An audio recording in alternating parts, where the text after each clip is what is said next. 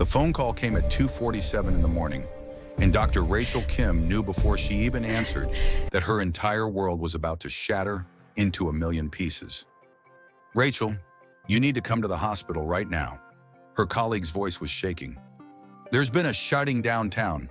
Multiple victims. One of them is—" A pause that felt like falling off a cliff. "It's him. It's Daniel." Rachel's hand flew to her mouth. Daniel, the man she'd been secretly seeing for 8 months. The man whose laugh made her forget every single rule she'd ever lived by. The man she absolutely, under no circumstances, was supposed to love. Because Daniel Torres wasn't just anyone. He was the brother of the most dangerous gang leader in the city. And Rachel had sworn an oath to save lives. Not fall in love with someone connected to the people who destroyed them. She threw on her clothes and drove to the hospital, going 20 miles over the speed limit. Her heart slamming against her ribs so hard she thought they might crack. "Please let him be okay. Please, please, please, before you keep going, do me a huge favor. Hit subscribe right now, because I promise you this story is going to take you places you never expected. Drop a like and comment where you're watching from. I love connecting with you guys." Now let's get back to Rachel, because what happens next will break your heart. Rachel met Daniel at the free clinic she volunteered at every Thursday night. He came in with a kid from the neighborhood who'd been beaten up, stayed to make sure the boy was okay. Most people connected to the gangs didn't care about random kids. But Daniel did. He had kind eyes. That's what she noticed first. Brown and warm, with little gold flecks that caught the light. A scar on his left cheek that he got protecting his little sister from their father when he was 15. Hands that were gentle when he held the crying child's hand, whispering that everything would be all right. "You're good at this," Rachel told him while she stitched up the kid's forehead. "At what?" "Making people feel safe." Daniel smiled, but it was sad around the edges. Someone's got to do it.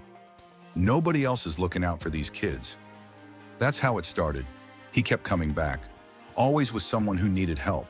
A grandmother with chest pains, a teenager with a broken arm, people who couldn't afford real hospitals, who didn't trust the system, who only trusted Daniel. Rachel started looking forward to Thursdays, started staying later on the nights she knew he'd show up. They talked about everything, his dreams of getting out of the life his brother dragged him into, her dreams of opening a clinic in the neighborhood where she grew up, giving back to people who looked like her, who'd been forgotten by everyone else. "Why do you do it?" she asked him one night, 3 months in. "You're not like your brother. You don't have to be part of this." Daniel's jaw tightened. "Victor saved my life when we were kids. Took care of me and our sister when our parents couldn't.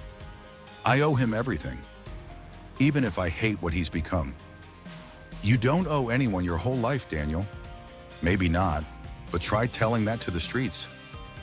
Their first kiss happened in the parking lot behind the clinic. Rain pouring down so hard they were soaked in seconds. Rachel knew it was wrong. Knew she was crossing a line that could destroy her career, her reputation, everything she'd worked for. But when Daniel looked at her like she was the only good thing left in his dark world, nothing else mattered. They kept it secret. Had to. Rachel's boss would fire her if he knew she was involved with someone connected to the Torres gang.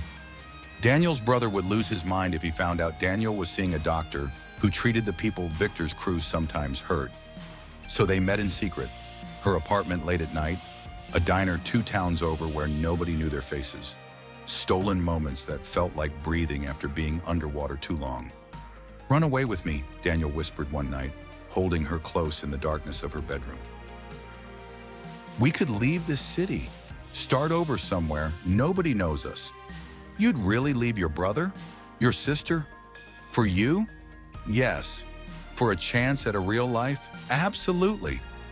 Rachel wanted to say yes, wanted it so badly her chest ached. But she knew the truth. People like Victor Torres didn't just let their family walk away, and Rachel had patients who needed her, people who would die without the clinic. They were trapped. 2 people who loved each other in a world that would never let them be together. Now Daniel was bleeding out somewhere in this hospital, and Rachel was running through the emergency room doors like her own life depended on it. She found him in Trauma Bay 3, bleeding everywhere, his shirt cut open, 2 bullet wounds in his chest. The other doctors working on him didn't even notice her standing there, frozen in the doorway. "We're losing him," someone shouted. "Get me another unit of blood." Rachel's training kicked in before her brain could catch up. She pushed into the room. "I'm scrubbing in." Dr. Patel, the attending, looked up. "Rachel, you're not on call tonight." "I don't care, I'm scrubbing in."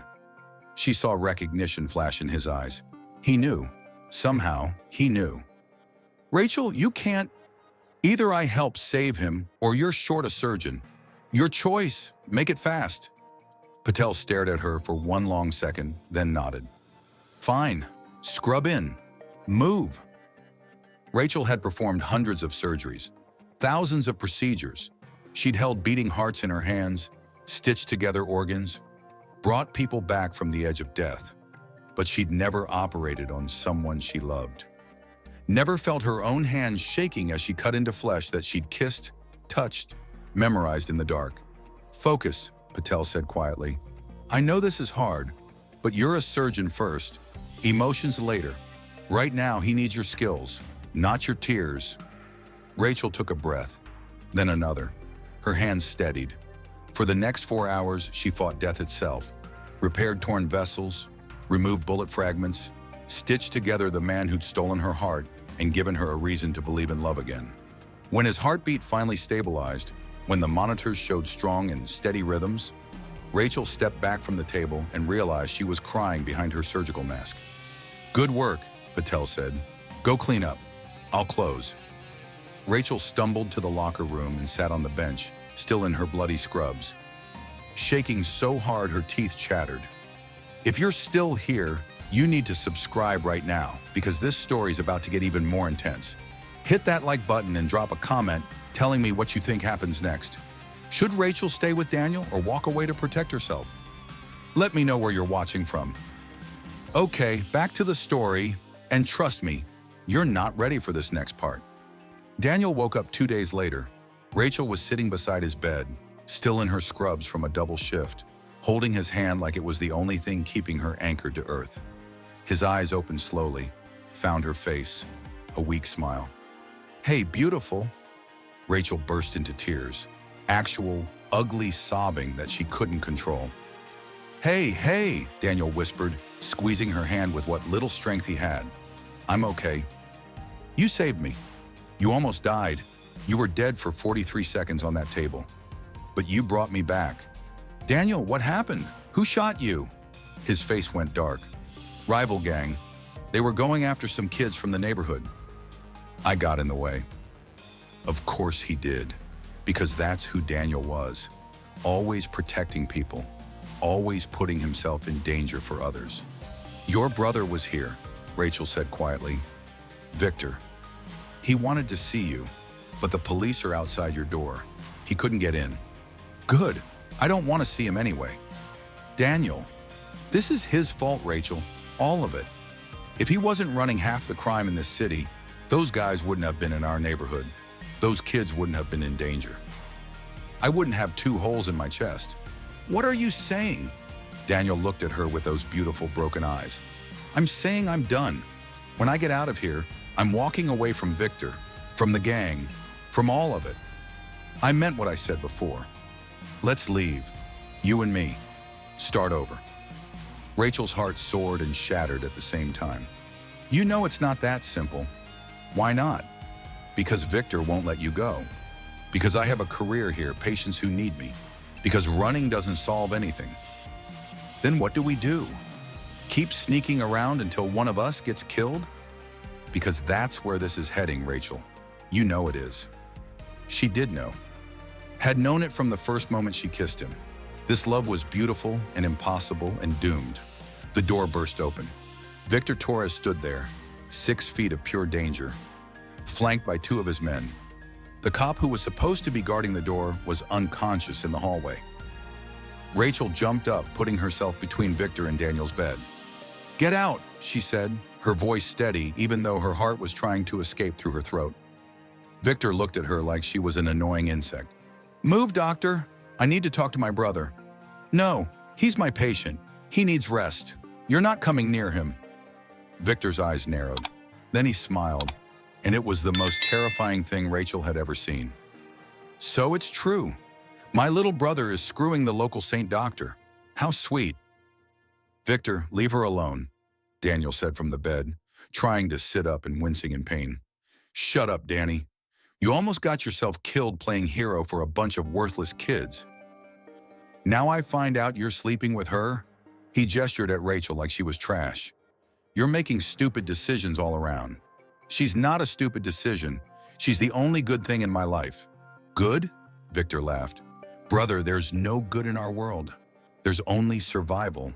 And you just made yourself a target by caring about her. The threat hung in the air like poison gas. Rachel felt ice run through her veins. Are you threatening me? I'm stating facts. You matter to Daniel. That makes you leverage. That makes you dangerous. For both of us. Victor, I swear to God, Daniel started. You'll what? You can barely stand up. You need to remember who you are, Danny. You're a Torres. You don't get to run off and play house with some girl. You don't get a normal life. None of us do. Then I'll stop being a Torres. The room went dead silent. Victor's face went from amused to furious in half a second. What did you just say? You heard me. I'm out. Done. I don't want any part of your world anymore. You ungrateful piece of... Victor took a step forward. Rachel grabbed a scalpel from the medical tray beside the bed. Her hand didn't shake. Take one more step, and I will put this through your eye. Get out of this room, now. Victor stared at her. For a long moment, nobody moved. Nobody breathed. Then Victor started laughing. Actually laughing. You got fire, Doctor. I'll give you that. He looked at Daniel. You've got 24 hours to come to your senses. After that, you're on your own. No protection, no family, no money, nothing. And her? He pointed at Rachel. She becomes fair game for anyone who wants to hurt you. Think about that. He walked out, his men following. The door slammed shut. Rachel dropped the scalpel, her whole body shaking now that the adrenaline was fading. Daniel was staring at her with wonder in his eyes. You just threatened Victor Torres with a scalpel.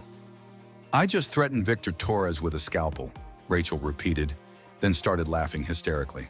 Oh my God, I'm going to die. We're both going to die. No, we're not. Daniel reached for her hand. Rachel, look at me. We're going to figure this out. How? How do we figure this out? He's right. You leave, you lose everything. You stay. This life kills you eventually. There's no winning. There's you. That's winning. That's everything. Rachel wanted to believe him.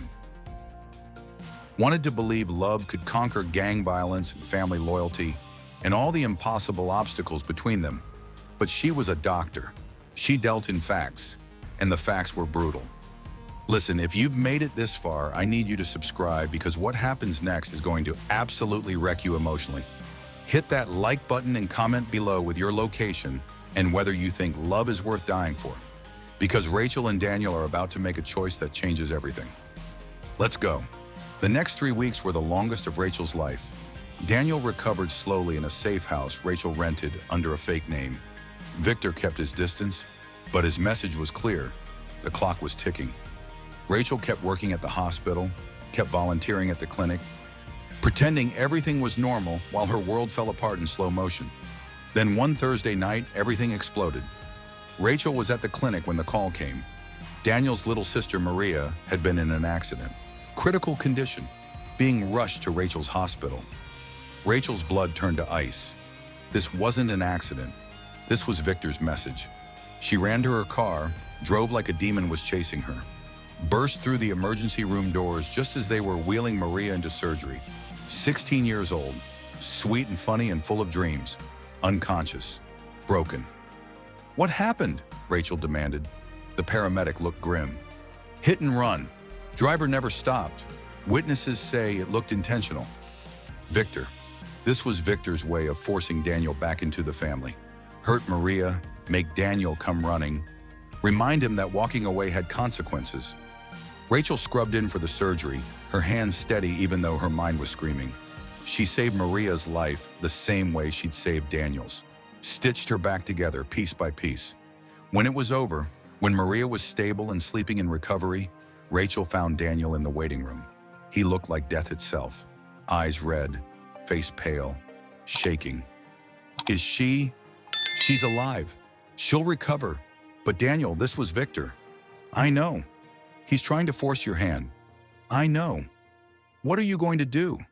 Daniel looked at her, and Rachel saw something break inside him. I have to go back. I have to protect her. If I don't, he'll hurt her again. Or he'll hurt you. I can't. His voice cracked. I can't lose either of you. So you lose yourself instead? If that's what it takes. Rachel felt her heart crack right down the middle. No, we're not doing this. We're not letting him win. Rachel, there's no other way. There's always another way. Her mind was racing now, pieces falling into place. We go to the police. We tell them everything. Victor's operations, his crimes, all of it. You testify. We put him away. He'll kill me. He'll kill Maria. He'll kill you. Not if we do this right. Witness protection, new identities, a chance at a real life. Daniel stared at her like she'd grown a second head. You'd give up everything? Your career? Your life? Everything you've built here? I'd give it up for you. For us. For a future where we don't have to hide. Rachel, I love you. I love you so much it terrifies me. And I'm not losing you to your brother's war. So we fight back. Together. Daniel pulled her into his arms, held her so tight she could barely breathe. You're insane, you know that. Probably. Is that a yes? It's a yes. The next 6 months were hell. Daniel wore a wire, recorded conversations with Victor, gathered evidence, testified before a grand jury. Rachel kept working, kept pretending everything was normal, while federal agents watched her apartment and Victor's people followed her everywhere. Maria recovered and joined them in protective custody when Victor figured out what was happening. The trial was a media circus. Rachel sat in the courtroom every single day watching Daniel face down his brother, watching him choose love and justice over blood and loyalty. Victor was convicted on 17 counts: racketeering, murder, conspiracy. He got life without parole. As they dragged him out of the courtroom, Victor looked straight at Daniel. You're dead to me, brother. Daniel didn't even blink. I've been dead to you for years. I'm finally alive now. 3 months later, Rachel, Daniel, and Maria stood in a small apartment in a city 2,000 miles away. New names, new lives, new beginning. Rachel was working at a community health center. Daniel was studying to become a social worker, helping kids like the ones he used to protect. Maria was in high school making friends, being normal. It wasn't the life Rachel had planned. She'd given up her prestigious job, her reputation, everything she'd built. But when Daniel kissed her goodnight, when Maria laughed at dinner, when she woke up without fear for the first time in years, Rachel knew she'd made the right choice. Love wasn't supposed to be easy. Love wasn't supposed to be safe. Real love was choosing someone even when the world said you shouldn't. Even when it cost you everything. Real love was worth dying for. But more than that, it was worth living for. And Rachel and Daniel were finally living. All right, if this story hit you in the feels, I need you to do 3 things right now. 1, subscribe to this channel because I post emotional stories like this all the time. 2, smash that like button so more people can find this content. And 3, drop a comment telling me where you're watching from and whether you'd sacrifice everything for love like Rachel did. I read every single comment and I love hearing from you guys. More stories coming soon. Don't miss them. See you in the next one.